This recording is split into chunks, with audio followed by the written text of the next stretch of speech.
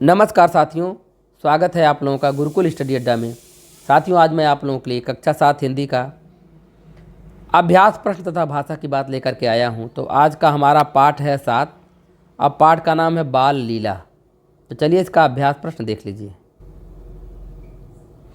तो यहाँ देख लीजिए, पहला प्रश्न है, यशोदा बालक श्री कृष्ण को किस प्रकार सुलाती हैं।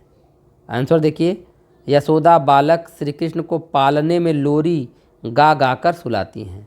दूसरा प्रश्न, वह कौन सा सुख है जो देवताओं को भी दुर्लभ है।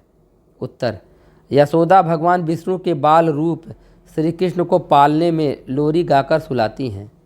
सूरदास जी कहते हैं कि यह सुख देवताओं को भी दुर्लभ है।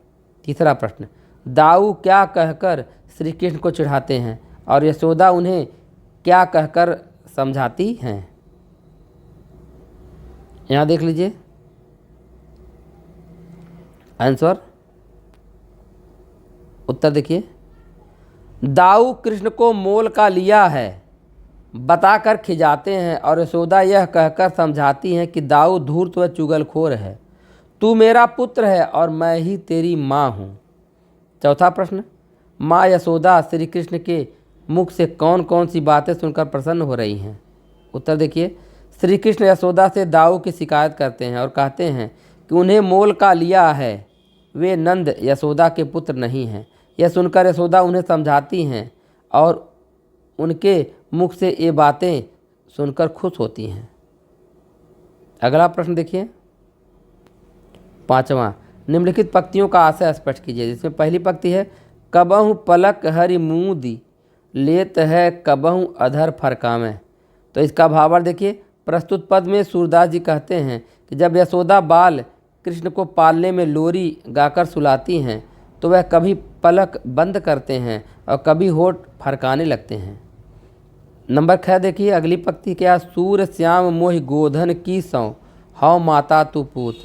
तो इसका भावार्थ समझिए। प्रस्तुत पद में सूरदास जी कहते हैं कि श्री कृष्ण के यशोदा से शिकायत करने पर कि वह यशोदा का पुत्र नहीं है कहकर खिजाते हैं। यशोदा कहती हैं कि हे श्याम, मुझे गोधन की सौगंध है, तू मेरा ही पुत्र है और मैं ही तेरी माता हूँ।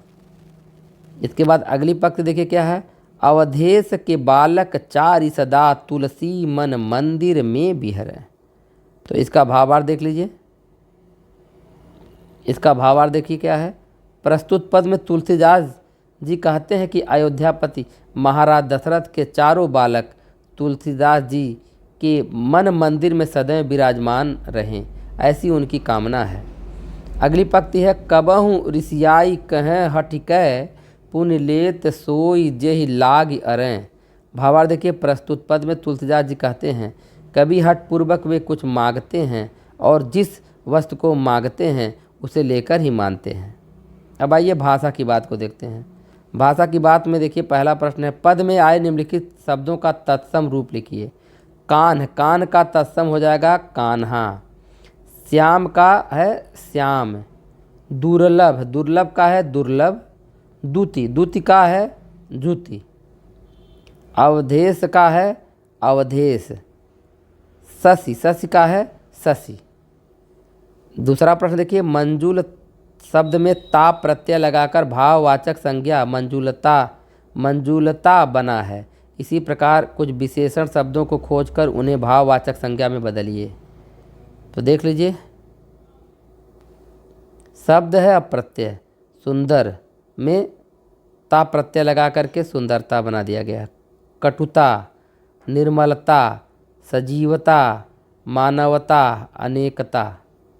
तीसरा प्रश्न है, बिंब शब्द में प्रति उपसर्ग लगाकर प्रतिबिंब शब्द बनाए। इसी प्रकार प्रति उपसर्ग लगाकर नए शब्द बनाइए। तो देखिए, प्रतिधन कार बराबर क्या हो जाएगा, प्रतिकार।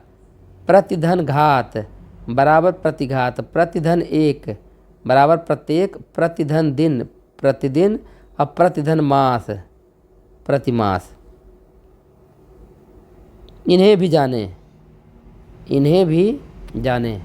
सूरदास जी, सूरदास जी भक्ति काल के प्रमुख कवि हैं। इनका जन्म सन 1478 ईस्वी में रुनकता नामक ग्राम मथुरा में हुआ था। इन्होंने कृष्ण की बाल लीलाओं एवं प्रेम लीलाओं का बड़ा ही मनोरम वर्णन किया है। ये वल्लभाचार्य के शिष्य थे। सूर सागर नामक ग्रंथ में इनके पद संकलित हैं। इनकी अन्य रचनाएं सूर सारावली तथा साहित्य लहरी। इनका निधन सन 1585 ईस्वी में हुआ। गोस्वामी तुलसीदास जी हिंदी साहित्य के महान कवि थे। इनका जन्म 1511 ईस्वी को सोरो कासगंज एटा में हुआ था। विश्व प्रसिद्ध महाकाव्य रामचरितमानस की रचना की। विनय पत्रिका आपका अन्य महत्वपूर्ण काव्य है। इनका निधन सन 1623 ईस्वी में हुआ। तो इसी के साथ वीडियो समाप्त हो रहा। वीडियो पसंद आया हो तो लाइक कीजिए। ऐसे यूजफुल वीडियो अगर आप पाना चाहते हैं तो डिस्क्रिप्शन में लिंक है, जाकर देख लीजिए।